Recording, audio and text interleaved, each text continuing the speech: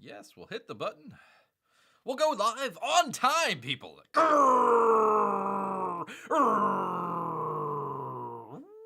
Greetings, humans. Greetings, and welcome back to another fun-filled episode. Bear here, 29-year veteran of the woods. That's where bears live, people. Yes, indeed. Great to have everyone here with Bear. It is. We are live. We are live and national. You know, Bear, I guess I gotta be a little bit thankful that we got plenty of great viewers, of great listeners out there that hang in with Bear each and every week here. So I want to thank everyone. Bear is just so blessed. I tell you, people. I mean, what was it? Last week we were out 10 or 15 minutes before the show actually finally started. You know, people are like, well, hey, it's a Saturday. We could do, the football, the sports ball. We could go play with the kids and whatever. No, they hung around with Bear here. So I want to thank everybody out there, including Amy. She says, that's a lot of planes.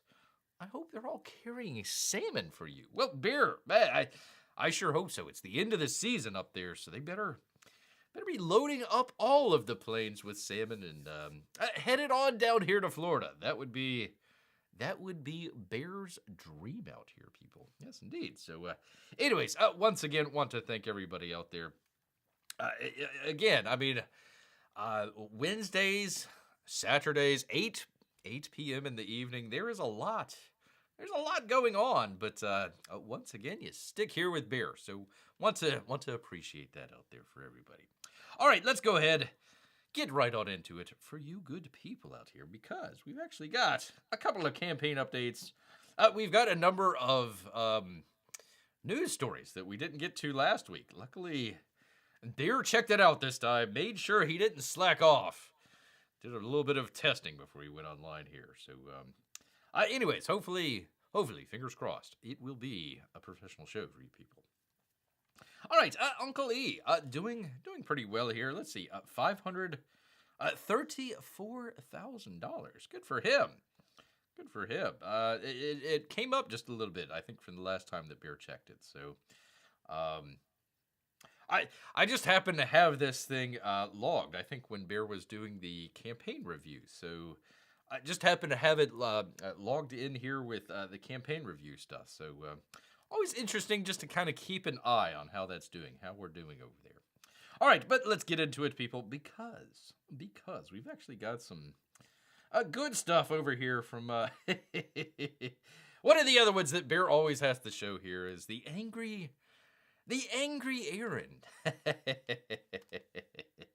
Always enjoying that. Always enjoying the angry Irene. I'm gonna have to make that. Bear's gonna have to make that a thumbnail one of these days. Not today, though.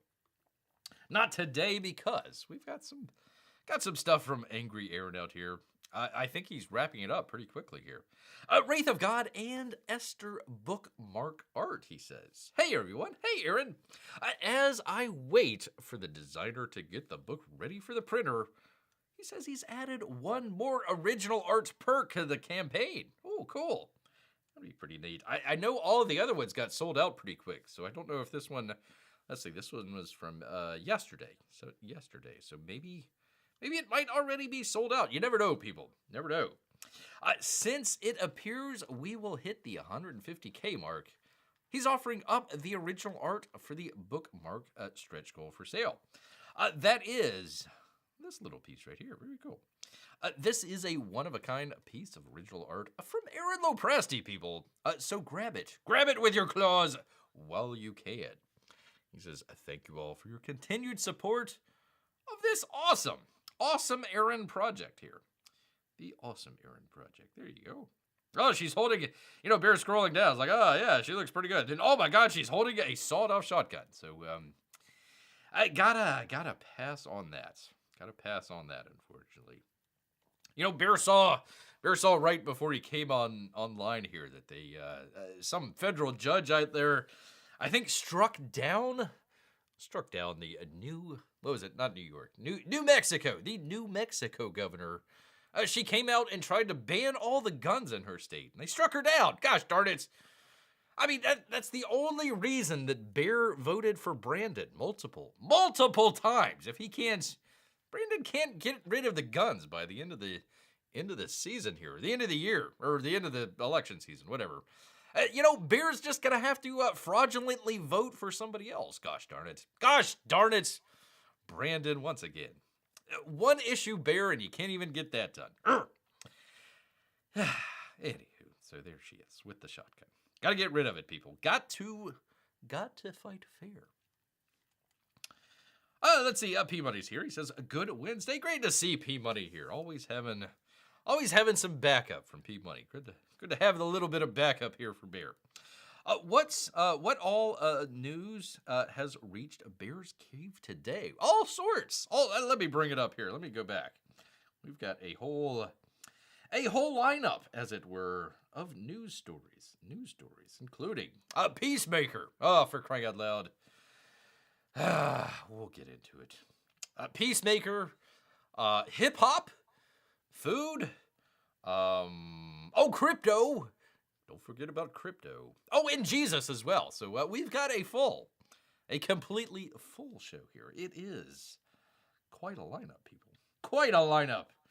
But we've got a lineup of campaign updates that we need to get through. So let me do that first, and then we'll get right on into it here. For old P-Money. Good old P-Money out there. Bear was saying that he's very lucky to have a good audience out there that doesn't leave him after the first 5 or 10 minutes when he can't figure out his OBS. There you are. Anyways, here we are from Angry Aaron. I always enjoy that. Gosh dang it. Graham, if you ever put out original art for that campaign, I want that page. Want it badly. All right. Anyways, moving on. We've got some stuff. Got some stuff here from your boy Zach, as it were. He's got an update for his Jawbreakers campaign. I think he does. He should. For crying out loud. 1 second, people. The thing with the thing. One of these days, professional show. There we are. Oh, it was this close, people. It was this close from Bear having another nervous breakdown at the beginning of the show. Here we are. Good to see Amy here. Hope you and the family are well, she says to P-Money. Same with Bear. Wait, leaving after 5 minutes was an option? No. Shush. We will forget all about that. We will forget all about that. Looking into the Jawbreakers contingency, the line art is 78% complete, people. Hi, everyone. Hiya, boy. Let's see. Aaron Alfeche just turned in the 50th. That would be 50. Page of the Jawbreakers contingency. Scenes were drawn out of order. That's why it says page 43. That's all right. I'm now going to see if any corrections need to be made before the first 50 pages are sent to the colorist. Well, let's check it out. Let's see. Did I have this? Let's see here. There we go. I don't know. It looks pretty good to me. Looks very detailed. Aaron Afeche doing some great stuff. Doing some great stuff out here. By the way, Bear has finally made the decision. We're going to go ahead and do Rambo number 4. Rambo number 4 watch along. Gonna try and do that. Let's see. Today's the 13th. They've got the I think it's called the Expendables. The Expendables number 4. Oh, haha! I'm doing Rambo number 4. They're coming out with Expendables number 4. How about that, people? We're gonna try and do that before the movie premieres. I think it's on the 20th or the 22nd. So we're gonna do. Let me look that up. 1 second, people. Complete side rant here. Complete side rant. So probably next week. It looks like. Looks like that would be the 20th. So buckle in, people. Buckle in, because we're gonna do a Rambo watch along. Wonder if I should do it Saturday. I don't know. Usually people do movie nights on Saturdays, not like Wednesdays. So, Well, if you have any ideas, let Bear know in the comments. In the comments down there Beer will check that out. But yeah, definitely Rainbow number 4, getting back into the action there. So anyways, that reminded Beer with Irenee Fetche here. Good stuff. Good stuff. Hopefully they're doing really well on their campaign. Do I have it here? Hold on one second, people. Let me. Since Bear is off on it here, let's see here. $227,000. Pretty good. Pretty good. I need to see when this closes. So might check that out a little bit later on. Oh my goodness. Oh, Amy, I'm sorry. She says, I might have to take off soon if Dad needs to go to urgent care. I sure hope not. That's the only reason I'd be leaving you guys so soon. Don't worry about that, Amy. You're not going to hurt Bear's feelings at all here. So, yes, indeed, Peabody. Yes, indeed. Prayers up for Amy out here. Prayers up for Amy.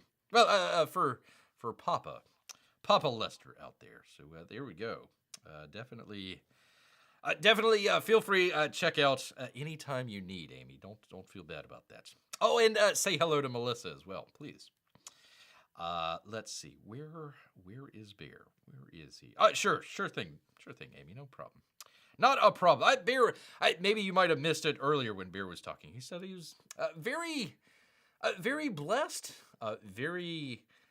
It's just great to have a good audience out there that, Bear, like he said, whenever he gets into some issues there with the OBS or whatnot, sticking around, encouraging Bear to come back and all that sort of stuff. So I do appreciate all of the audience out there. Bear thinks about you guys more than you realize, trying to figure out, how to do a better show, how to do a different show. I don't want to complain about any of the other shows out there, but a lot of them, sometimes it gets stuck in a rut, where you're doing the same thing over and over and over and over again.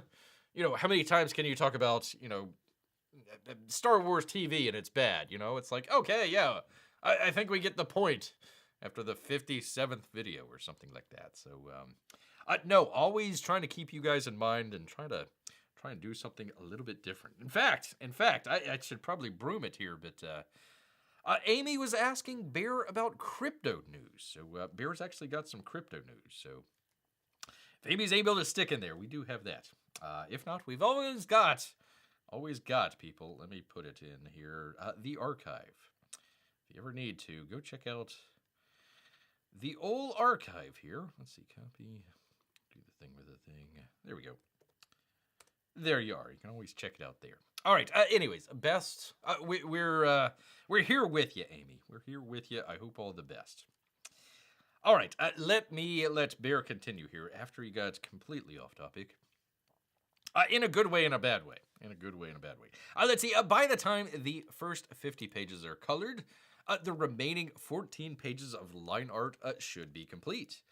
And then those will be colored, people. He says thanks. And that's from Richard, a.k.a. your boy Zach. Let's see. Does he say anything else? Nope. He just says thanks. Thanks from Richard. So there you go. There is that. And then I got one more here, and then we'll get into it. We will get into it. Excuse me. Two more. Because people, there is news.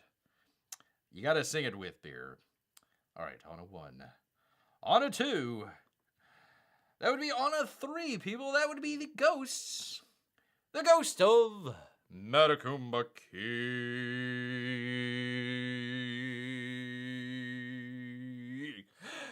Ghost of Matecumbe, people. And time's running out. Oh my God. Hi, Ghost Gang. Hi. I'm working on finishing the last 12 pages of this book. Exclamation point. Well, let's check it out. Check it out for you good people. There we go. Good page there. I like some of this stuff where it's kind of the action that kind of goes on in between some of the panels there. It looks pretty cool. I like it. Graham, he says, I am working on finishing the last 12 pages of the book. It's getting real swampy and spooky right now. It's also getting to the point where I will be closing the campaign, so I can focus on other tasks of publishing and shipping and get this bad boy into your hands. That's right. So please don't wait any longer if you have not backed this amazing tale of horror, a crime, romance, and adventure. Holy cow. Now is the time. Bear could go without the horror and crime part. The romance for sure. Adventure, of course. There you go. And always, that's the best from Graham Nolan out there. So good stuff. Good stuff. I'm sure the character is fully clothed. Yes, okay, she is fully clothed there. I was looking at the bottom panel there, and I was like, looks like they're looking at her boobs. Looks like they're looking at her boobs there. Even the ghost. Is that a zombie a George Washington there? Looks like a zombie George Washington. Didn't know he went to Florida. There you go. Interesting stuff. All right, that, and then finally, from let me get to it here. The thing with the thing. Come on, Bear. One of these days, professional show. Shane Davis. You probably already saw it. He's at his 30-day closeout. Hello, Nine Lives comic supporters. Again, I forgot to do his webpage. Shane also has a webpage. We were doing that in the, I believe it was a week ago. We were doing that, did a number of different campaigns. Brick Road, Alterna Comics, and Irene Straczynski out there. Forgot to do Shane out there. But anyways, go check out 9 Lives Comics. He says at the 30-day mark for our campaign for Axcend, we've reached 70K. Congratulations. And that would not have been possible without your support, so thank you. If you've not backed this campaign yet, you now have the additional option of a glow-in-the-dark Upmarks Texera cover. There you go. We also have a Virgin John Mailer. I don't believe it. Oh, a Virgin John Mailer cover, rather, for Axcend Respawn. So you can get those both with the Dog Choose trading card. But only if you buy them both together. So there you go. Luckily, he has a name tag on there. Otherwise, we would be a little worried about that. So there is the text cover, and then the mail-in cover. There we go. P Money wants to ask Shane a question about Axcend. Gotta Axcend them. There you go. Anyways, there you are. There is that. Go check it out. I don't like the way that they do this sometimes, where it's like, oh my god, it's the end of the end of the campaign. No, it's the end of the 30-day campaign. They extend it for another 30 days usually. So I really wish that they would. I know that it's got to pick up a little bit in kind of the middle part of the campaign there. Just let everybody know, hey, we're going to be running this for whatever it is, 2 months, 6 months. We're going to be running this for 1.5 years, so you got plenty of time to save up a couple bucks and buy my book. I wish they would do it that way, instead of just kind of, oh, well, the 30 days is closing out. Well, no, it's just the 30 days. That's it. That's the question I want to ask Shane right there. You notice I said Shane Davis, not shaved anus. Bear is improving in his professionalism out here. Not really, not at all. But we can pretend. We can pretend out here, people. So there we go. There is that. Let me find you good people out here. There we go. Oh, for crying out loud! I got the stupid heart in there. I forgot all about that. Hit that heart if you hate the heart out there. If you hate the love, if you hate the heart symbol on the chat out there, go ahead and hit that. Hit it to show everybody your hate of the heart. There we are. All right, let me get to it here, people, because we've got a great lineup of fun, interesting, and unique news of the day. If Bear can figure it out. There we go. There goes the hearts. Thank you. Thank you so much. Once again, one of the best audiences. One of the best. I don't know. Is Amy still here? I don't know if I need to just jump straight into. That's. I've got this interesting website here. It's called Web3 is Going Great. Great source of information there for beer. Literally, you could just go down the list here. So this one's for Amy out here. SEC. We'll just go through the list here. SEC charges Mila Kunis backed Stoner Cats NFT project. What? Oh my goodness. My goodness. Actually, don't I have that? Where is it? Yeah, I do have it here. Oh, of course, beer's not showing anything. That would also be helpful. But there you go. There's your Stoner Cat NFT. Looks lovely. Looks like $1 million right there. 2 million even. 2 million. There we go. There's Web 3.0 is going just great with the world on fire and the sad monkey there. OneCoin co-founder gets 20 years in prison. Sure, why not? Why not? Let's see. Carl Sebastian Greenwood, co-founder of the notorious OneCoin Ponzi scheme, was sentenced to 20 years in prison after pleading guilty to fraud and money laundering. What? No way. He'll also forfeit $300 million, much which he spent on real estate, luxury vacations, and a yacht. Wow. Operated out of Bulgaria. Founded by crypto queen Ruja Ignatova. Okay. Lovely looking lady there. Yikes. Binance.US CEO Brian Scholiver bails as the company cuts 1/3 of its workforce. CoinX hacked. Loss estimated at more than $54 million. Small amount. A developer steals $1 million from the group behind the Milady NFT. What? Milady? Look, that's a $1 million NFT thing with a chair, I guess, in like MS Paint. I don't know. A Banana Gun bot launches token. Sparks rug pull fears as they disclose a bug. Fortress Trust hit by security incident. Bailed out by Ripple. I love this one. Someone pays $500,000 fee to send $1,085. $865 rather. There you go. $500,000 to send little less than $2,000. Congratulations there. Vitella, whatever the hell his name is, the guy that came up with Ethereum, co-creator, something like that. Twitter account hacked to promote crypto scam. Well, good thing Ethereum is locked up. NFT startup Glass shuts down after a year after raising $5 million. And it goes on and on and on and on and on.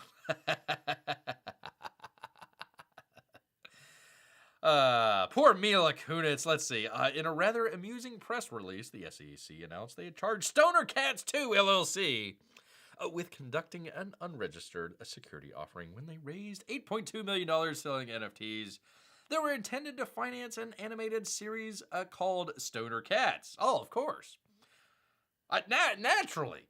The series was developed by Mila Kunis and her production company. She and Ashton Kutcher. Didn't they put in a good word to Danny Masterson in his rape trial? Kind of odd there. And Chris Rock, poor Chris Rock. I tell you, I guess he doesn't know that his female version is in the Foundation show.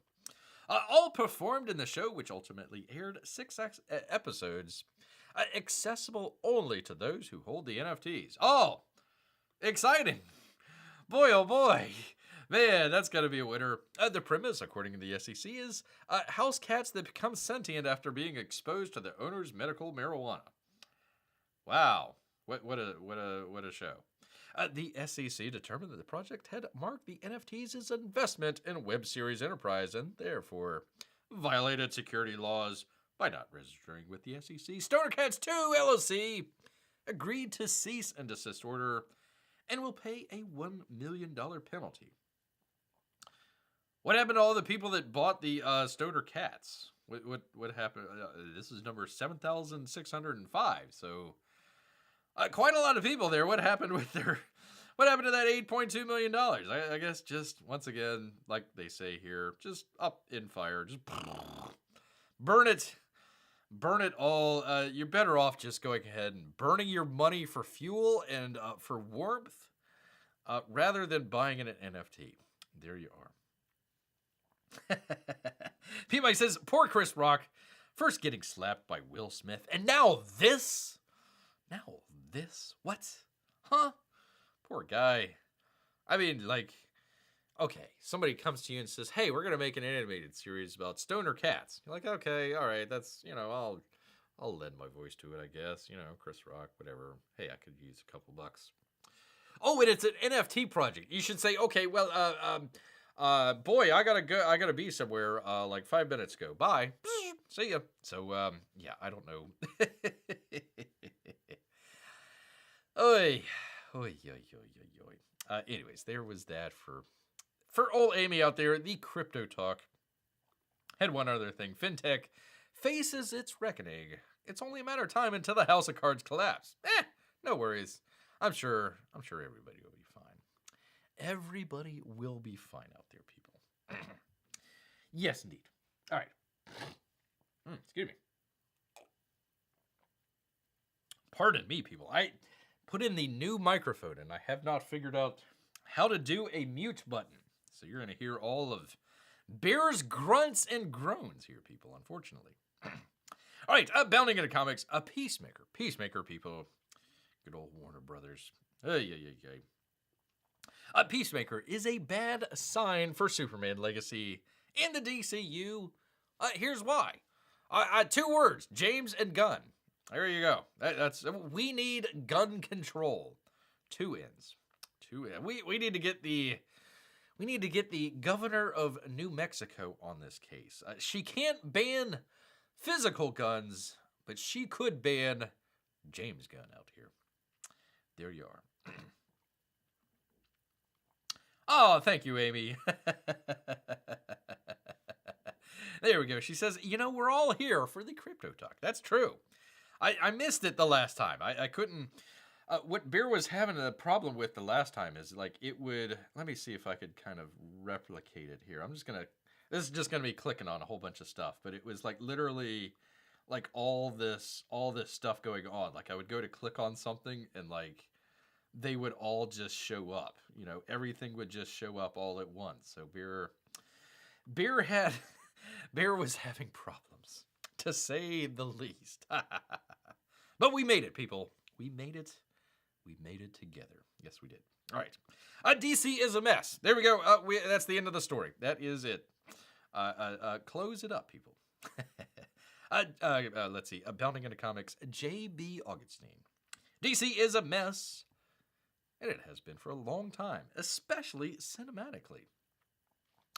A grinning, for crying out loud. Henry Cavill. Poor guy. Oh, yeah. Time to protest at the Capitol. Ban all James Guns. There you go. Ban them all. Send them to Mexico. All right. The problem is, they go on, as we and you, our dear readers, have noticed, at the studio level, they have lacked a clear and consistent vision of what a DC cinematic universe should be. The never-ending bureaucracy, of corporate mergers and new management hasn't helped. Also, like, literally no vision, but, like schizophrenic vision, I guess. But we are in the Warner Brothers Discovery era under the leadership of the Z-Man. And by gum, they're going to get it right this time. Fingers crossed. He will do what everyone before him failed to do. Though things aren't looking good, Warner Brothers Discovery is losing money hand over fist like its predecessors. But baby steps, they say. Captain Z-Man fears not, for he has a secret weapon. A hired gun, if you will, James Gunn. Oh, sir, I made that joke long before you did. How dare you? How dare you? He also leads DC Studios with the Saffron, and they're boldly starting over with their slate. They're not starting over at all. Similar to life under Diane Nielsen in 2016, how much of it is concretely locked in remains to be seen. According to James Gunn himself, it's only the Creature Commandos animated series. That's the only thing that is currently locked in and will possibly make it to air. Everything else is just rumors. Rumors. There we go. All the movies are just James Gunn's himself. Well, he's the head honcho over there, so he's got his fingerprints all over it. So yeah, I guess that would be kind of an odd. You would say, you're gonna go see the James Gunn DC movie. Is that the James Gunn movie that he wrote and directed, or is it the James Gunn? Kind of like saying the Snyderverse, the Gunverse out there. So I don't know. That might be, God, they're just making this so confusing. Just look at the Batman. Oy. Jeff, you missed our crypto talk. For crying out loud. Jeff, of course, shows up late, not wanting to confront Bear over crypto. That's fine. That's fine. I just need to get my one-on-one with Mike Miller. We need to have the battle royale once and for all. Lay it all on the line. Mike can invite anybody he wants. Bring the whole team. Bring the whole team. It will just be everyone versus Bear. Everyone versus Bear. NFTs, crypto talk. Go head to head, man. Head to head. Bear will be taking some scalps.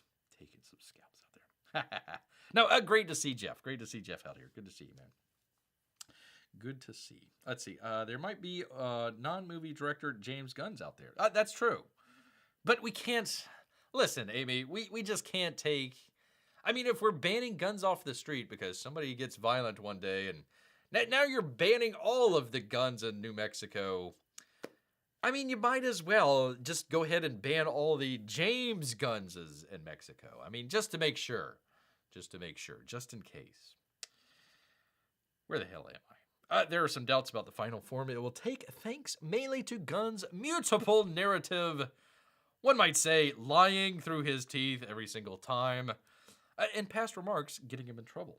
Still, Superman Legacy is meant to be where his grand experiment starts. No, it's the Creature Commando show, which is the only one that's going to be showing. Maybe the ship will start turning around at that point, or maybe after, or maybe not. But between a string of flops and an unclear plan, consumer confidence wavers.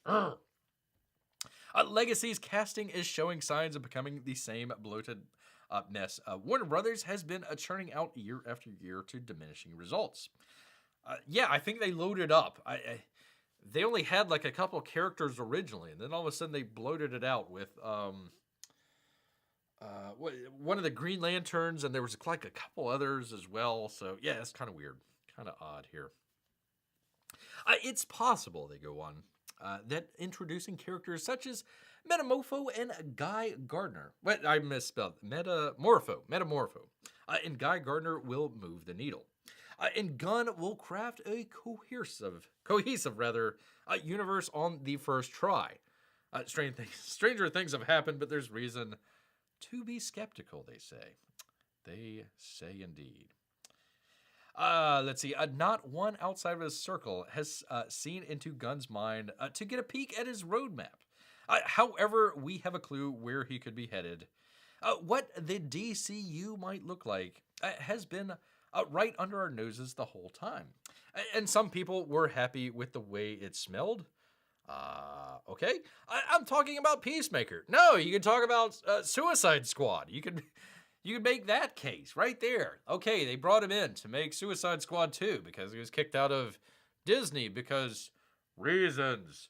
And so he had to come over to Warner Brothers and make a movie, and it lost money.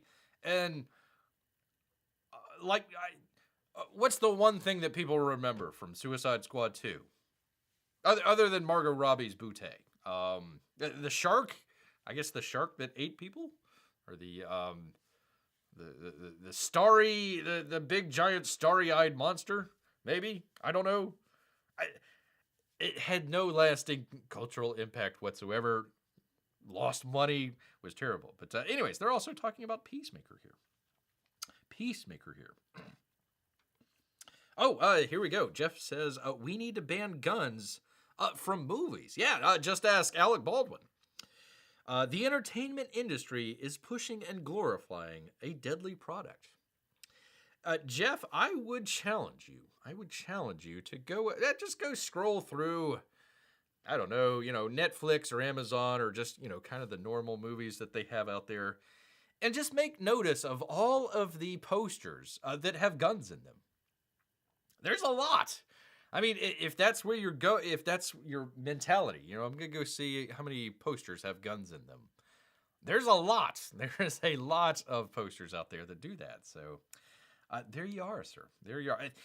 They were trying to do that years past, and then it didn't work out. Amazon, it's funny. Amazon came out with this a little while ago where they were talking about their international audience. I think Bear might have did this story. Anyways, Amazon came out, their international audience, they were trying to figure out what they were watching, basically what the algorithm was telling them as far as what people, not in the United States, but like around the world, completely different cultures. You'd figure, okay, the Indian market would want to see Indian Bollywood type movies, that sort of stuff. People in Chinese market, different, people in South American market, yada, yada, yada. They come to find out every single market, what they wanted to see was a white man with a gun. A white guy taking down the baddies, as it were. So, that was it. Like what was it? I don't have the Netflix or the Amazon, but one of them had like a Chris Evans movie, Extraction or something like that was kind of big. And then there was another one with, I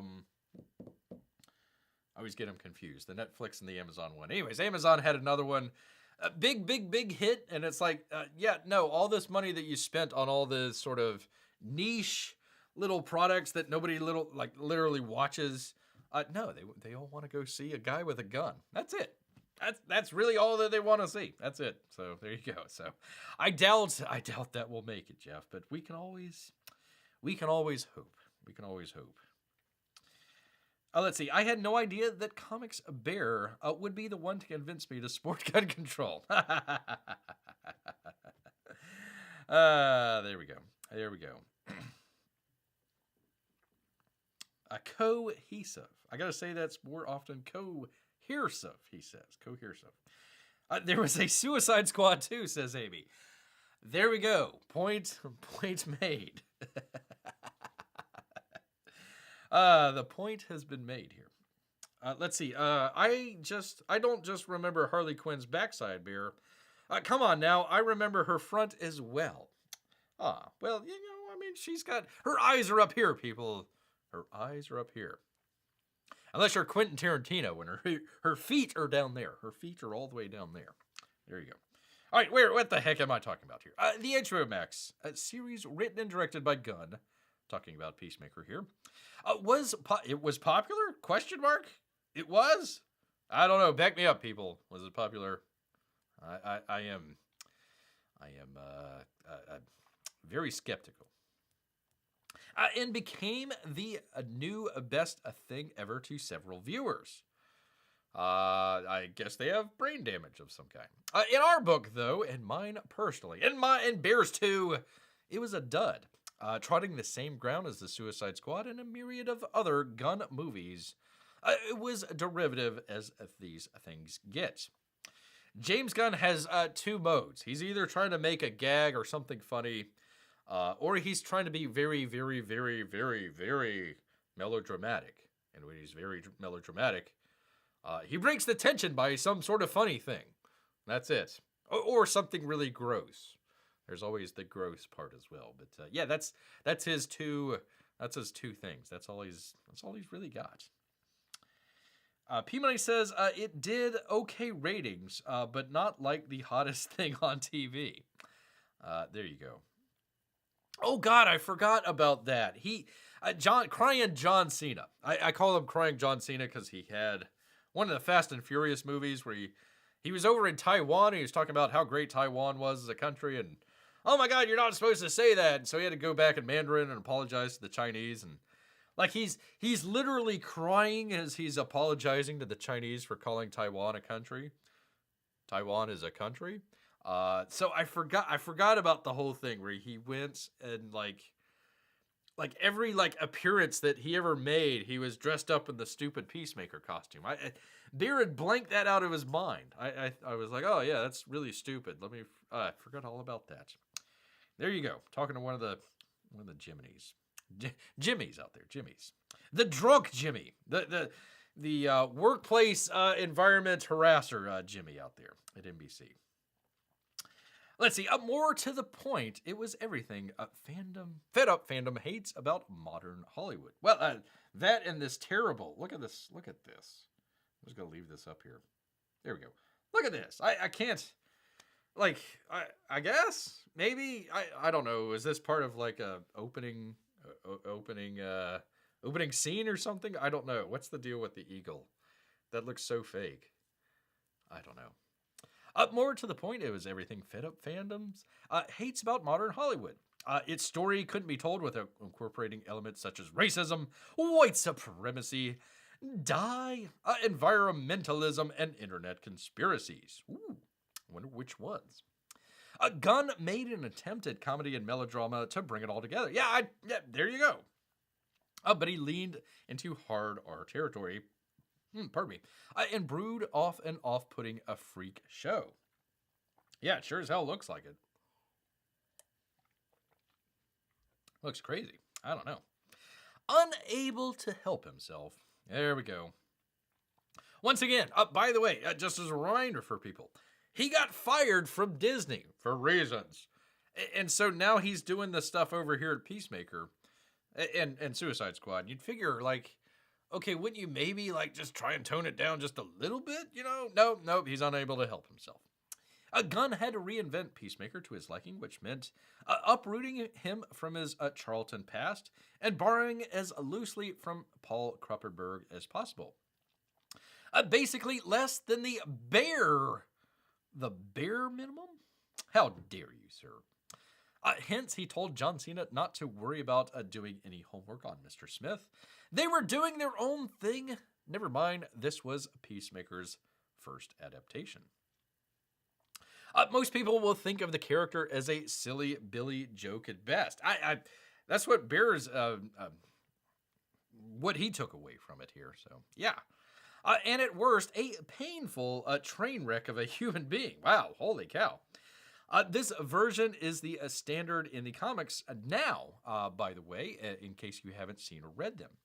For those who have, John Cena's Peacemaker is the depiction, rather. Let me grab a drink. Depiction they know. Hopefully they'll dig for those back issues, which was interesting here. It was kind of, where am I here? There we are. I'd never seen the original comic here, so kind of interesting. They're talking about the Geneva Arms Conference and a man dedicated to peace and all that sort of stuff. Kind of reminded me like at the end of the Oppenheimer movie where they were all like really worried that, oh my God, we're all going to die with nuclear bombs and Albert Einstein, blah.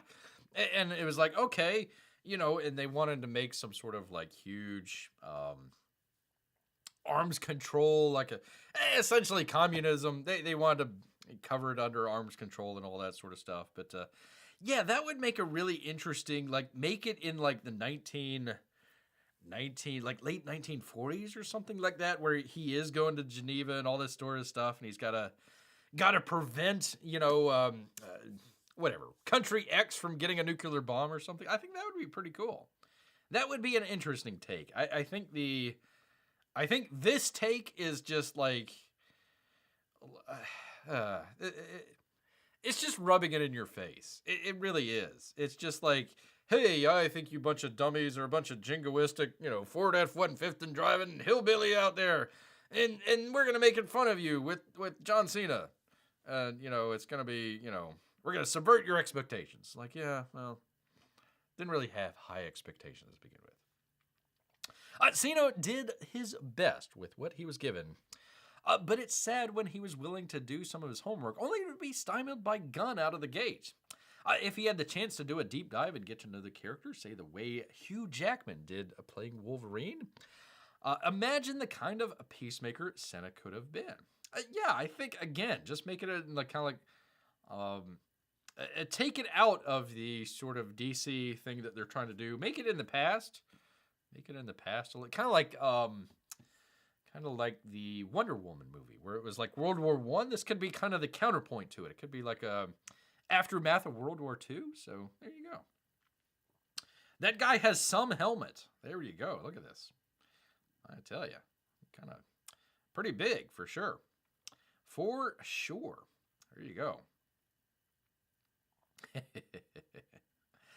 Anyways, let's see. It goes on. It says, I can picture a David Cornsweat receiving a similar marching. I call him Cornsweat. It looks like corn sweat, doesn't it?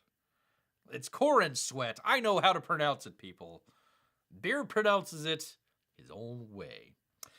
Receive similar marching orders while filming Legacy. All joy. And the results being the same.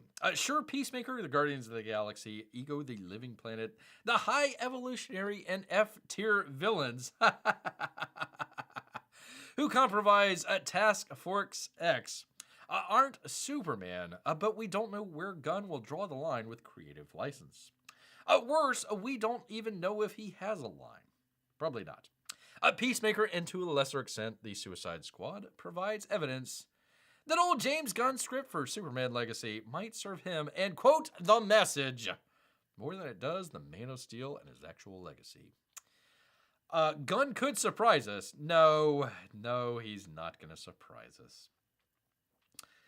The only surprise is the movie doesn't come out. It would surprise Bear, but put $10 on it. Put 10% on that Superman ain't coming out at all, period. Well, okay, let me modify that. Superman Legacy isn't coming out. It doesn't give the date. Gosh darn it. Superman won't come out on the date that they announced that it's already trying to come out on. Guarantee that. But remember, he's the guy overcome with, what? Stendhal syndrome at the sight of Kelly Sue DeCormick's Wonder Woman. Well, because he likes them young, that's why. James Gunn likes them young. There you are. Concludes, maybe there is still hope for the DCU, but I can't help think of Razor Fist, whose wisdom applies all too well. DC and Warner Brothers are going woke as they also go broke, until they finally, well, you probably know the rest he says. They're probably already, they were already broke, and then they got bought out. No, they're not doing too well. So, go ask the Flash. Go ask the Flash. There we are. So anyways, crying, screaming, John Cena out there. So there is that for you good people. There is that. All right, I know what everybody wants to come here for. I know. It's not crypto news. It's not comic news. No siree. It's hip-hop, people. That's right. From the good folks at Deadline. Vice President, Heels Up Harris, hosts Common, Jeezy, and other artists at an event marking the 50th anniversary of hip-hop. Kamala Harris marked the 50th anniversary of hip-hop on Saturday. Wait a minute, why wasn't Joe Biden there? I mean, wasn't not Hunter, what's the other one? Wasn't Bo killed wasn't Bo killed trying to save Tupac from getting shot in Las Vegas? Isn't that how he died? I believe so, somehow. Anyways, celebrated the 50th anniversary with a first-of-a-kind celebration at the Vice President's residence on Saturday. Half a century later, it's clear hip-hop will not be erased. Hip-hop is here to stay. Hip-hop, if they're going to the Vice President's residence, is dead. D-E-A-D, dead. Kill it. It's gone. It's done. It's room temperature, much like Biggie and Tupac out there. Okay. Can you imagine Two Live Crew going to the Vice? Can you imagine Two Live Crew going to what was Bush's vice president's name? Quayle? Can you imagine them going to Vice President Quayle's residence to celebrate hip hop? You know why they wouldn't go? Because they would be sellouts. That's why. So let's see. Common, sellout. Jeezy, sellout. Who else? Let's find them. Pardon me here, people. Beer gets a little aggrieved with this. Let's see. Oh no, it doesn't. Okay. Common, Jeezy, MC Light, Roxanne Shaint. I shan't have heard of her. Among the 400 or so present at the event were Raphael Warnock and Corey Bush, and Maryland Governor Wes Moore. Hey, Common, Jeezy, MC Light, I shan't believe whatever your name is. Don't you feel like a complete bunch of sellouts hanging out with these politicians? I don't care what they're... hang out with the Republicans. I don't care. Don't you believe that's a little bit of a sellout?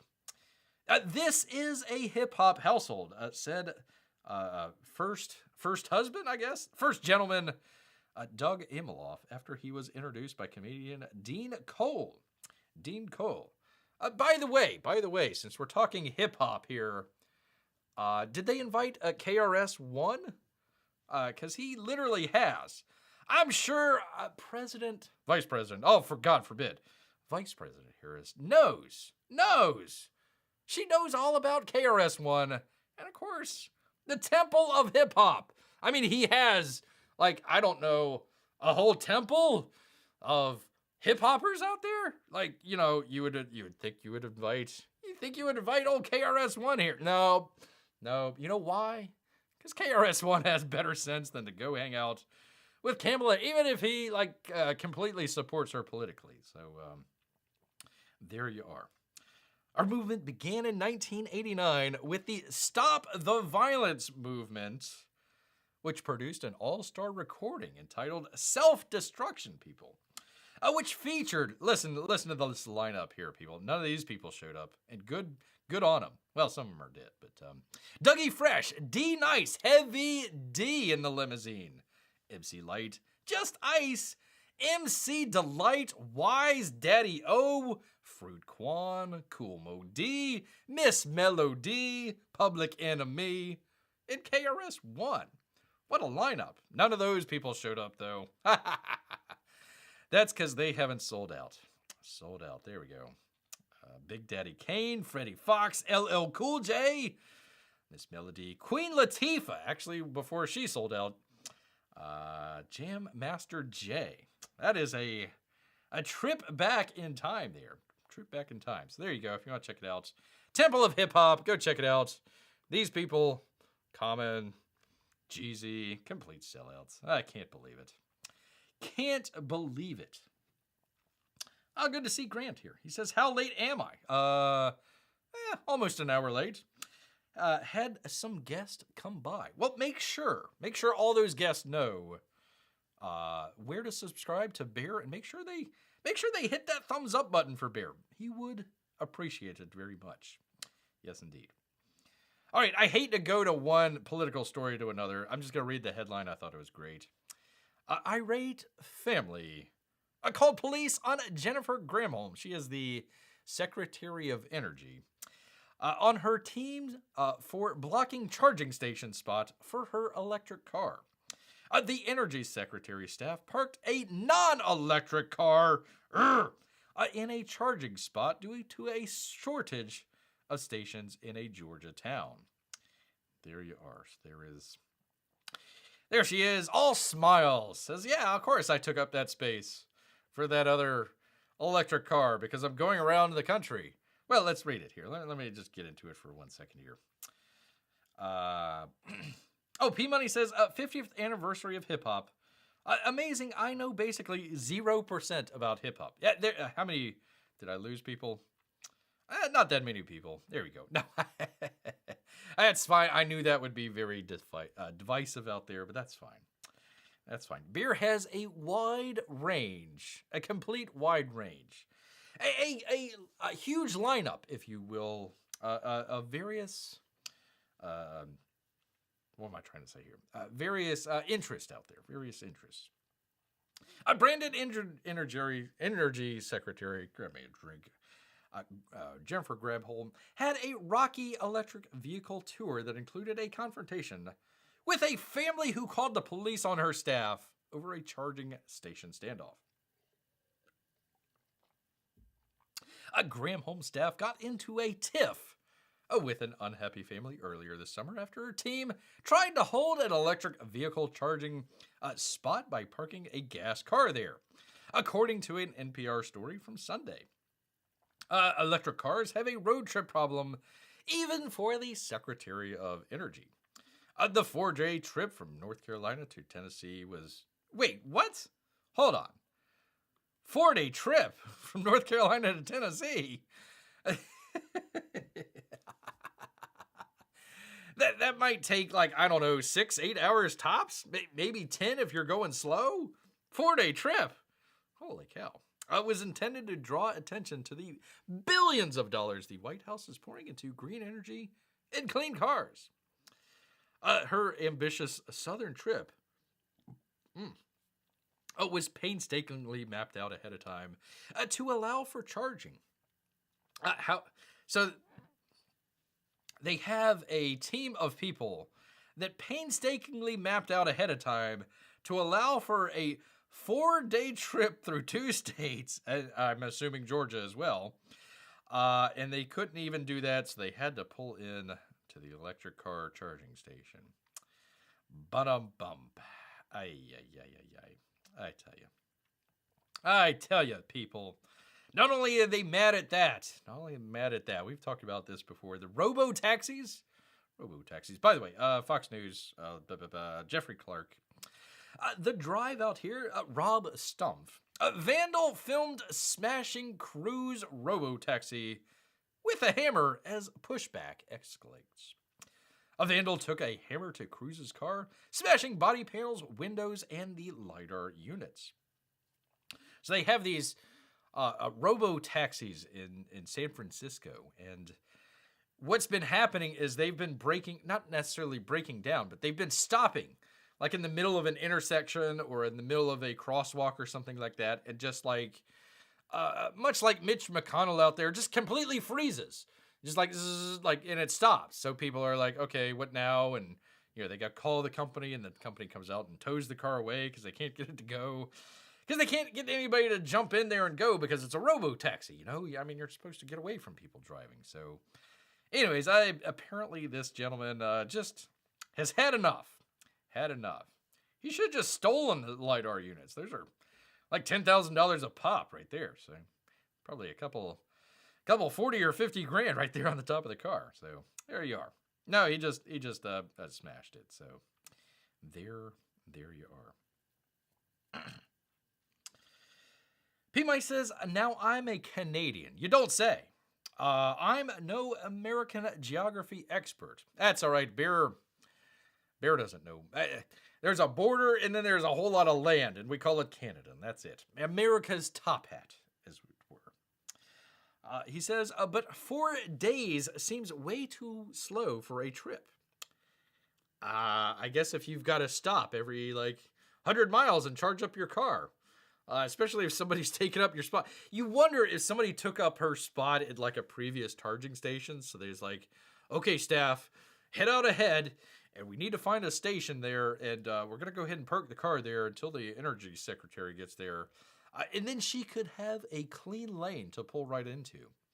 And you would figure, okay, if you're going to do that, if you're going to make a big point about selling electric cars, would the advanced team also have an electric car? Why are they driving around regular powered cars and then blocking the charging lanes? One would assume that they had plenty of gas. One would assume that they filled up the gas wherever the energy secretary was, and then they drove to wherever they needed to go. And they probably still had plenty of gas. Or if they didn't, it would have taken 5 minutes to charge up. Charge up there. Dirty little secret. They have a huge, I don't know if it's a Tesla charging station, but one of the biggest charging stations, of course, in Texas. Of course, in Texas, I forget however many. 50 or 100 slots there where you can pull in and start charging up and rah, rah, rah, rah, rah. Except for the minor little issue of they have, whenever there's like peak times and, you know, a whole lot of people are coming, they have to fire up the whole, you know, gas-powered generator to generate electricity for the electric cars to charge up with. So just minor little issues like that. Minor things. P-Money asks, is that still a crime these days? With looting these days, seems no longer a crime. It's hard to tell what's legal these days. Well, not really. It depends on what your political affiliation is. If you're for the Democrat Party here, I'm assuming in California he is, just a slap on the wrist there. Not a problem. Not a problem. If you happen to be a Trump lover out there and you just, you know, accidentally jaywalk or, you know, you rip the tag off of one of those beds, you know, that's 15 to 20 years of hard time, man. Hard time. You're going away. You're going away for a long... They might not even do a trial. They might just come up to your house and just say, all right, sir, report to the camps out there, please. Report to the camps. If you don't, you know what's going to happen to you. So, yeah, really, it depends. It depends on your political affiliation, whether or not it is a crime. Whether or not it is a crime. Take a drink whenever the words these days is spoken. Well, let me do it right now. Thank you, P-Money. Gotta keep hydrated. Got to keep hydrated. All right, people, this one is for you. Oh, for you. Beer had to finally find a food story. I probably should have started out with this. From the good folks out here at the New York Post, Deidre Riley. Chef posts a viral hack on TikTok. How to tell if your local McDonald's is a good one. Gotta find out if it's a good one. Does your local Mickey D's restaurant pass mustard? No, muster. I'm sure they passed the mustard. An ex-McDonald's chef, shared a test with others so that they can learn if their local go-to location is up to snuff. If it's a McDonald's, probably not. Mike Harars, who once served as corporate chef for the popular fast food franchise. There's a McDonald's chef? Okay, we'll go with it. As his TikTok profile states, revealed his strategy in a video he posted naturally to TikTok. Go into your local McDonald's at peak time, so heavy lunch rush, heavy dinner rush, he announced in a viral TikTok video. I need you to order 10 quarter pounders with cheese. Holy cow. And you could add some changes to those burgers as well. Bring some friends. It's going to be expensive, one would assume. A good McDonald's location can produce a large amount of quarter pounders successfully during their busy hours. And that includes some special order burgers. Harats told Fox News Digital that a variety of things, could affect his tests. If you can get your order complete under 5 minutes, if you can get your complete order under 5 minutes and all of the ingredients or adjustments that you requested are accurate, you are at a good McDonald's, he says. Well, what about the McFlurry?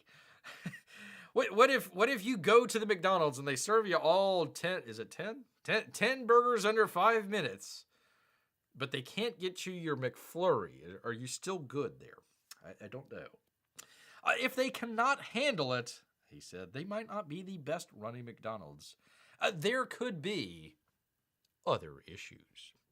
Harats told Fox News Digital that there are a variety of things that might affect his test at a McDonald's location, such as a crew that is short-staffed, extra busy, or getting a mix of orders at any given time. That's like every time that you go to a McDonald's, literally. Short-staffed, extra busy, getting a mix of orders, Yeah, that happens all the time. There he is. Lost all his hair. Went right down to his chin. I need to do a screenshot of this. I need you to order 10 quarter pounders with cheese. This might make a good video.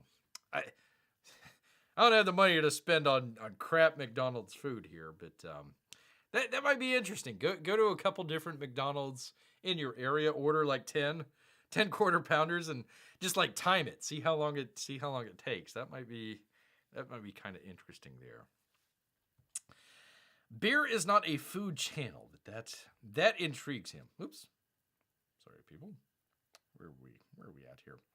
He added, this is based off of corporate standards, stating that McDonald's targets a service time of 120 seconds. Was that 2 minutes? However, due to grill capacity and the burgers taking around 80 seconds to cook, it may take 2 cook cycles to complete the order. He also said that while performing his test, it's recommended that people, quote, order inside the restaurant. That might be a little hard for Bear. In person, so as to not add to the extra wait time of other drive-through orders to be completed. He said there are a variety of other factors that could affect a, quote, good McDonald's, like management, crew training, cleanliness, recent restaurant upgrades, and crew morale. And the McFlurry machine working. TikTok users chimed in. One said, I didn't even need to try this. There's no way my McDonald's could do this. Another user said about the chef's test, I can't even get a single quarter pounder in 5 minutes. So maybe not. Maybe you'd get a bunch of cold quarter. I wonder why he does quarter pounders and not just like the standard hamburger. I'd rather do it as just standard hamburgers. I don't know. Are they still $1? They're probably like $5 now, but rather do that than quarter pounders there. That's a lot. That is a lot of questionable food out here. Who is paying for those 10 quarter pounders they want me to order? Just walk up and tell them it's a test. It says, I saw this on TikTok. I want you to make 10 quarter pounders for me, and I'm going to time you. And 3, 2, 1, go. They'd probably throw you out.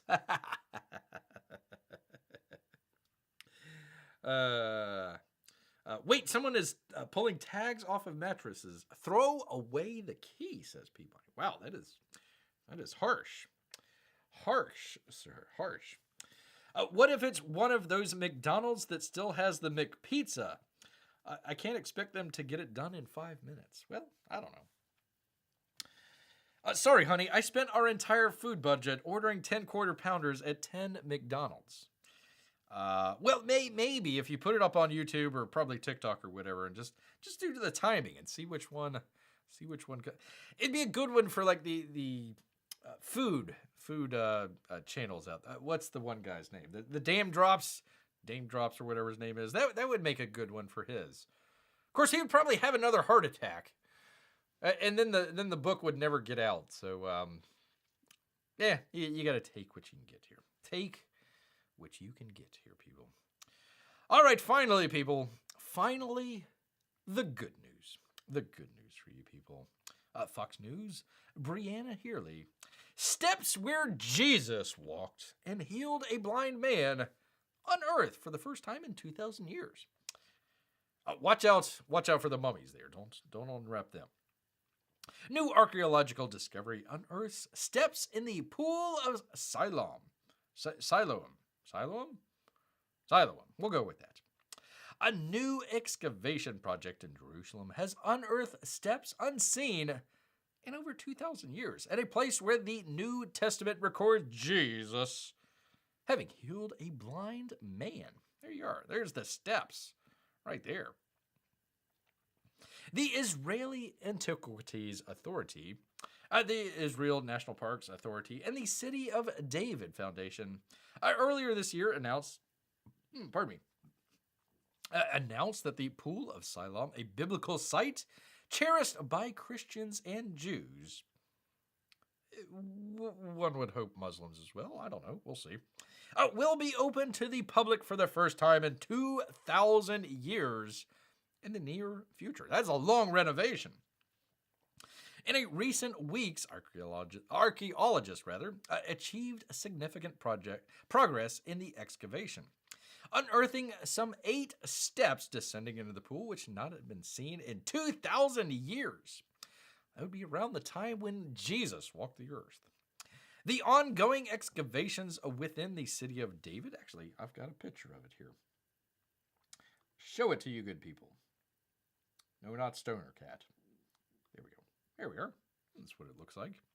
The ongoing excavations within the city of David, the historical site of biblical Jerusalem, particularly the Pool of Siloam, and the Pilgrimage Road, serves as one of the greatest affirmations of that heritage and the millennia-old bond Jews and Christians have with Jerusalem, said a fellow whose name that I cannot pronounce, but he's the director of the International Affairs City of David Foundation.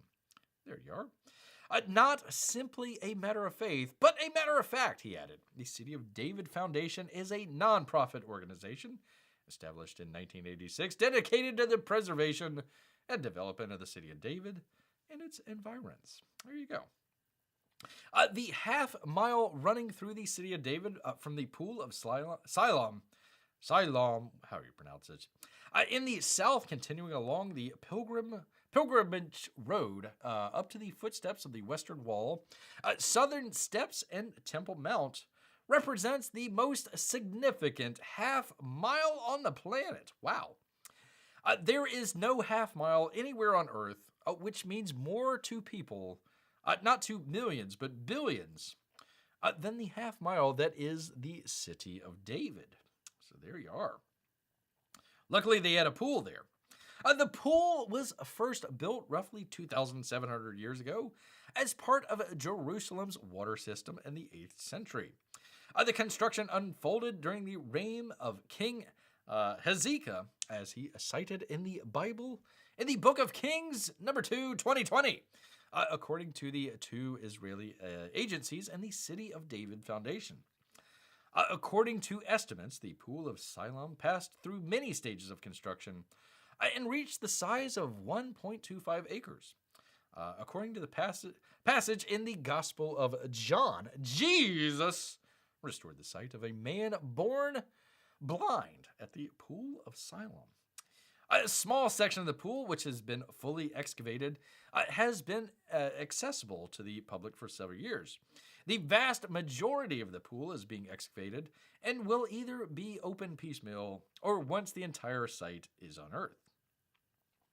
Reverend Johnny Moore, great name, president of the Congress of Christian leaders, told Fox News in January that the Pool of Siloam, we find evidence of history preserved for us, revealed at just the right time. Theologically, it affirms scripture, geographically,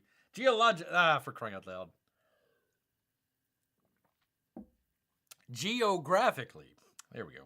It affirms a scripture, and politically, it affirms Israel's unquestionable and unrivaled link to Jerusalem. Bear's tongue is tied. Oh my God, Bear is talking in tongues. Oh my goodness. Some discoveries are theoretical. This one is undeniable. It's proof of the story of the Bible and of its people, Israel, he says. A stroke of luck revealed the pool in 2004 when infrastructure work carried out by the Hayan Water Company uncovered some of the pool steps. The Israeli Antiquity Authority, under the supervision of a couple of professors that I can't pronounce, launched a survey. As a result, the northern perimeter, as well as a small section of the eastern perimeter of the Pool of Siloam, were uncovered.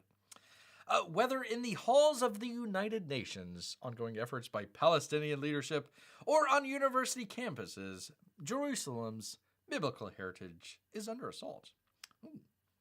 Orstein noted that in a few years' time, visitors to the city of David, will be able to witness the factual history for themselves and see with their own eyes, touch with their own hands, and walk with their own feet upon the very stones their ancestors walked thousands of years ago as they made their way to Jerusalem on pilgrimage. So there you are, people. There you are. There is our good news story of the day, people. Good news. We had to end it on a positive note. A positive note. I might have missed some of that. So there they are. There is the excavation going on. So it looks like they came down to the bottom there. So I guess that is the bottom, and then the water was probably a couple steps up that they kind of just walked into there. So there you go, people. Came from the Bible, and you see it with your own eyes. See it with your own eyes. Let's see. You saw that. There's Jerusalem. Doesn't really show it from there, but there you go. There you are, people. There is the excavation. Excavation happening there. Here we are. Good to see Sam here. He says Jesus is Lord. That's true, sir. That is very true. Very, very true. Well, I had two others here, but we won't get to it. We'll leave this on a bright note, on a high note there. I don't know if Amy is still here with us, but we're sending out prayers to Amy and her father out there. Hopefully he's feeling better, and they didn't have to take him to the hospital. So prayers out for that. Prayers out for that. So let me get off of this real quick. There we are. Do the thing with the thing here, people. Figure out where I'm at. Where are we going, Bear? Where the heck are we going here with all this? Anyways, people. A number of stories that Bear had just lined up here, and tried to run through them as quickly as we could here. Enjoyed some crypto news. Not so much some Peacemaker news. He does what he does. James Gunn, we're going to just be following this the entire time until it just kind of completely collapses here. We even talked about hip-hop, people. You didn't know that this was a hip-hop show, but there you go. Go check out the Temple of Hip-Hop. Let's see, a freaking energy secretary that couldn't drive her car. Cars that couldn't drive themselves. McDonald's. You just got to order 10 burgers there to see if your McDonald's is a good McDonald's. Forget about the icy machine. Forget about that. And of course, walking with Jesus on the steps out there. So there you are, people. There you are. So want to thank everybody out here. Let's see, Amy. Hope everything's going well with her. P Money is always keeping Bear company here. So thank you, P Money. Thank you so much. Amy again. Let's see. Jeff, of course. Jeff. We always got to thank Jeff. And Sam as well here. Sam as well. Thank you all. Thank you all so very much. I hope you enjoyed the show. We do these Wednesdays and Saturdays, 8 o'clock, people. 8 o'clock. So if you know somebody that likes bears or likes comics or just likes, crazy fun news stories, hey, let them know. Hey, go check out the Comics Bear.